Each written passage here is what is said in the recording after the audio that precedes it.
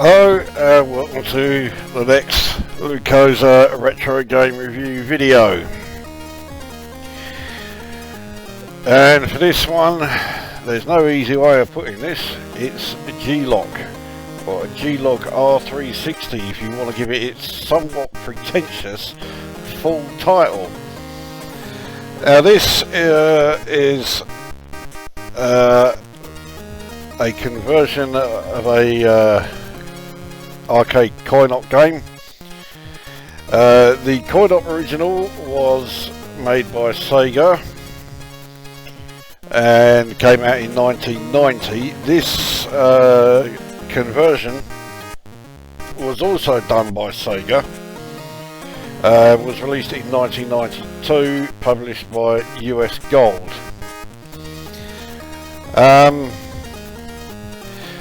There's something to bear in mind there. This conversion was by Sega, the people who made the original. So if anybody was placed to actually do a, well, let's not say a good, because it was never going to be, let's say an acceptable conversion, it would surely have been Sega. You know, they're the people who came up with the game. So they should do the best job that there is possible. I couldn't say that with a straight face, but they should have been able to do the best conversion job possible for the Commodore 64. Well, let's give you an idea of what they were up against. What I will do now is we will cut to a short video extract of the coin-op original. This is what they were going to be doing a conversion of. 3, 2, 1, go!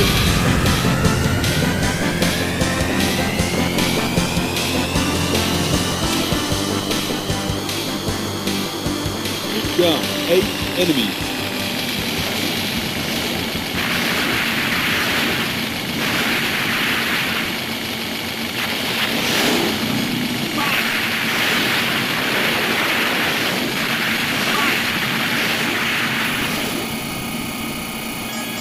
Down 10 enemies.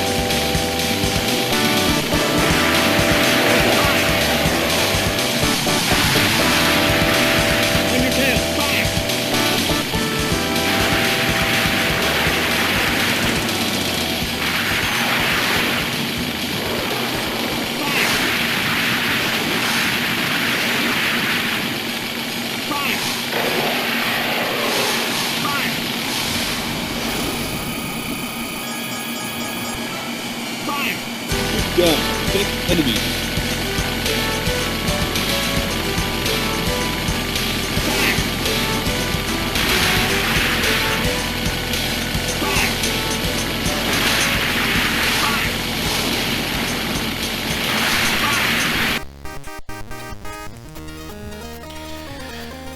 Well, as you can see then, the game was a Sega Y-board game.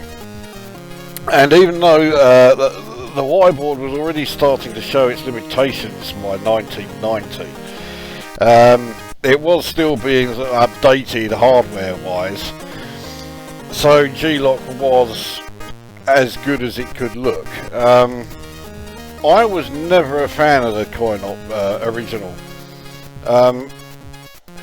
The game was not a sequel to Afterburner. It was sort of like an unofficial Afterburner sequel. Loads of people made the assumption that it was an Afterburner sequel, but no, it wasn't.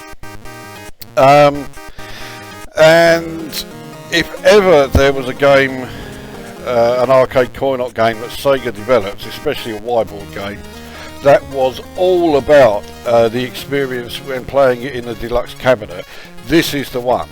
Even more so than Afterburner, even more so than Galaxy Force. I mean, Galaxy Force was a decent game, so it had that going for it, but it also had a huge and impressive cabinet.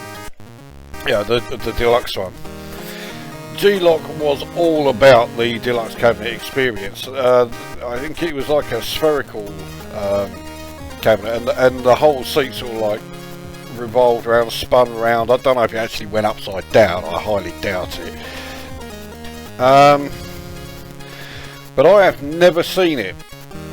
Even though Southend arcades would often get, you know, as soon as there was a new Sega Wideboard game out, Southend arcades were swamped with them. Not this time. I think the reason for it is that even though, as I say, it wasn't an Afterburner sequel, it was seen by everybody as an unofficial one. And Afterburner had been a financial disaster for all of the arcades down Southend. Everywhere that got the deluxe cabinet, they all lost money on it, because everybody who played it twice or so and realised it was an unplayable sack of shit and never bothered with it again. So when this came along, nowhere in Southend got the deluxe cabinet. So I've never tried it. I've never even seen one. Well, I've seen photographs, but I've never seen one, you know, in real life. Anyway, I've delayed this for long enough. So you've seen what the game is like on the coin-op original.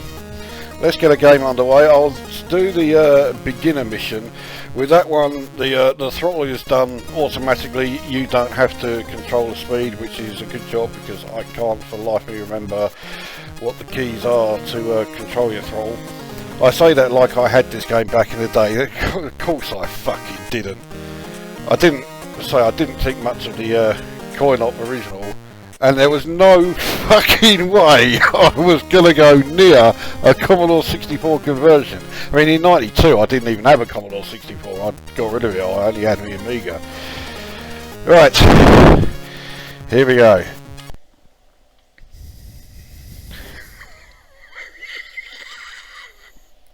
I'm trying not to laugh, but fuck me.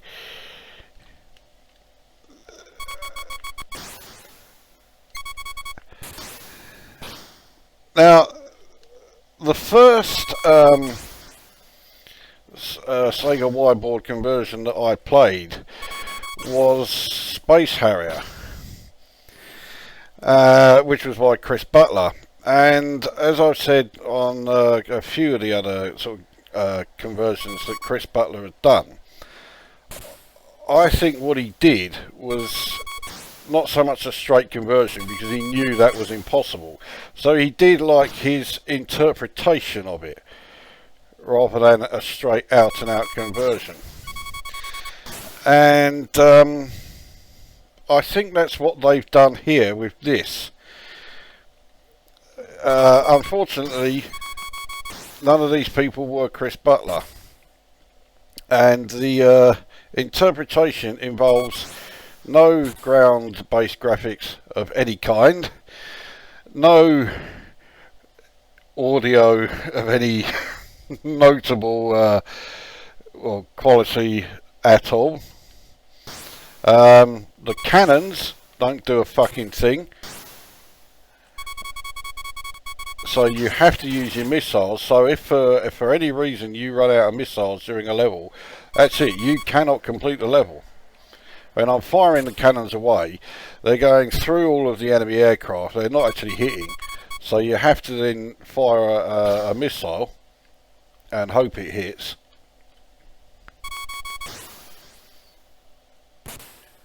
I mean, alright, yeah, we all knew that, you know, a conversion of this game was a fucking waste of time. And, you know, you would think that Sega, who of course created the game and who did this conversion, you would think, okay, if anyone knows that this would be a fucking waste of time, pointless fucking exercise, as I'm just about managed to get through that level, but I have 18 seconds to do level 3. Also notice that in the coin-op video clip that I showed, level 3 takes place as you're going through like this canyon. Yeah, where's the canyon? well, I have to say the canyon does show up. Let's just say, yeah, you don't want to be in any hurry to see it. But I mean, you know, come on. Okay, I'll continue. I'm going to make you suffer every bit as much as I am playing this shit. So I've taken damage. Fuck knows where the damage has come from.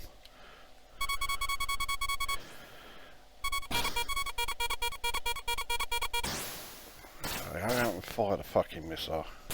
Right, so that one hit. See, an aircraft like that, I should have been able to take it out with the cannons. It's right in front of me, but no. The aircraft seem to just sort of wander about randomly. Not quite as bad as, say, Cisco Heat randomly. So here we are then, here we are in the cannon. Now here, I can't move left or right. I got my finger held down on the left button, not doing a fucking thing. So all you can do here is move up and down. So you've got to pretty much wait for the aircraft to come to you, and then just hope that you can get the lock on before they either go out of range or outside the HUD or whatever it is, targeting area. But you know, I remind you, it was Sega themselves who did this game.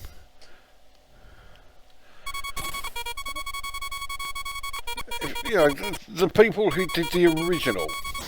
And this was this the best they could do? And of course I said this with all the other Y-board conversions that I reviewed, as well as all of the, you know, like, what was it? What was that fucking bollocks that was based on the hard driving engine? Oh, I can't fucking remember it now. But I mean, if this is genuinely the best that they could do, then, you know, it's the age-old question, why did they fucking bother? And if it wasn't the best they could do, then why didn't US Gold take one look at this and say, we are not fucking releasing this sack of fucking cockwomble? And did anyone actually buy this game? If you're watching this and you bought this game, you know, write a comment and actually let us know that you bought it, because I cannot believe anyone actually bought this game. I mean, yes, okay, you know, is that showing me being destroyed? I think it is, sort of. I mean, what was that? Anyway, yeah, so if you bought this, yeah, write it in the comments. You know you're going to have people taking the piss out of you for being that fucking stupid. But if you are, you know, watching this channel, you should know by now that, you know, that's going to happen. You should have a thick skin, and, you know, you can take having the piss taken out of you. You're not another John Gage or a Rusty Dog or anything.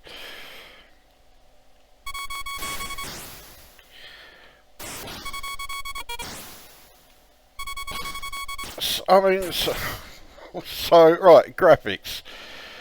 They vary from non-existent to barely sort of like distinguishable blocky loads of shite. I mean, that fucking canyon, the game slows to a crawl during the canyon stage because it's rendering, well, a load of fucking shite on the screen. I think I've just been destroyed again. But I got one more continue. I'm going to prolong this agony for you again. Alright, so here we go. Last continue.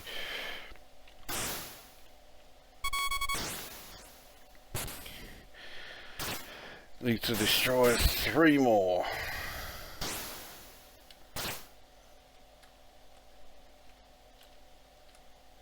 I can't fucking turn right round anymore. This is as far as I can turn, left or right. So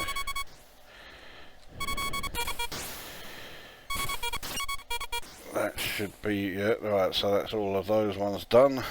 So level 7, here we go. Yeah, you can tell that I'm progressing because this level looks exactly the same as pretty much all the others.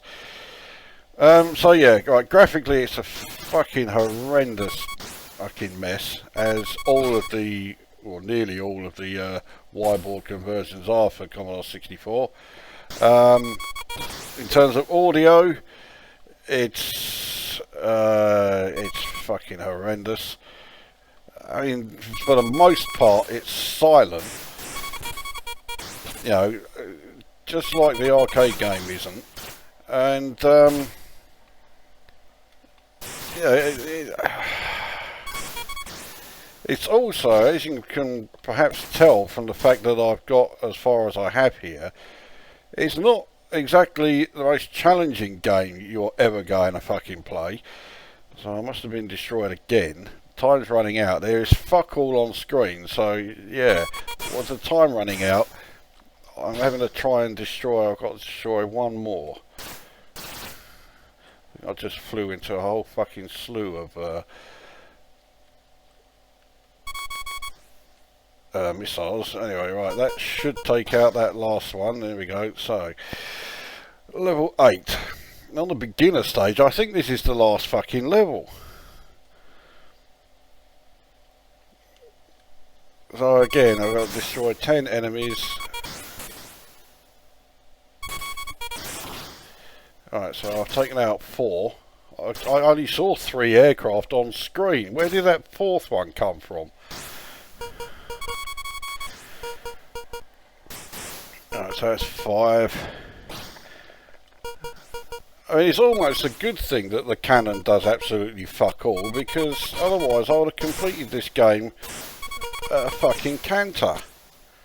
I've taken out 9. Okay. One more enemy taken out, and I would have completed the fucking game. Okay, I had to use continues, but nevertheless, I would have completed the game. It's only the second time I've played it. The first time was when I was testing to see if the disc worked, or disc image worked, and unfortunately for me, it did. So, well, there we are.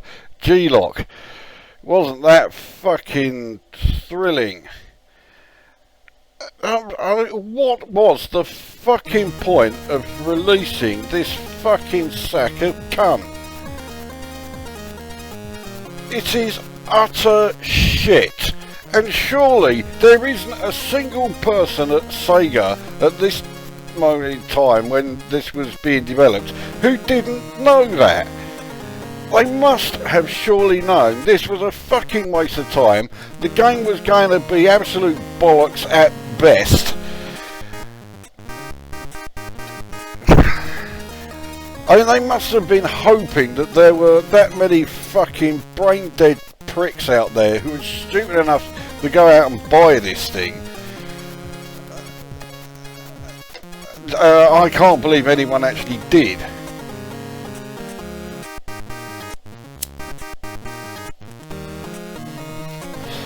I mean, so yeah, the graphics are utter shite. The audio is utter shite, what little there is, and the gameplay just doesn't fucking exist.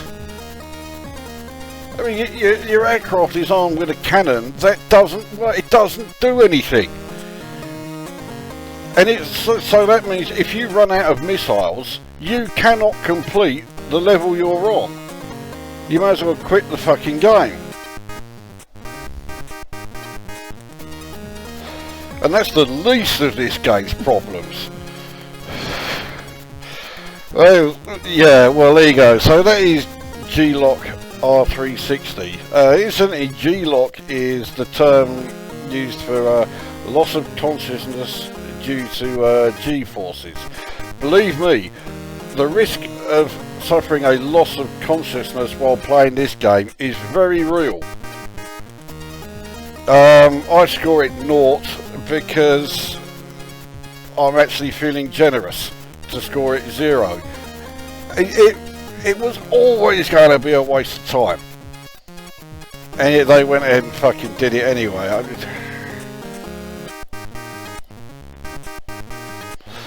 Yeah, I think that's really all there is to say on this one. So that is G-LOC R360, 0 out of 10, utter fucking shite. That brings this review to an end. and we will see you at the next one.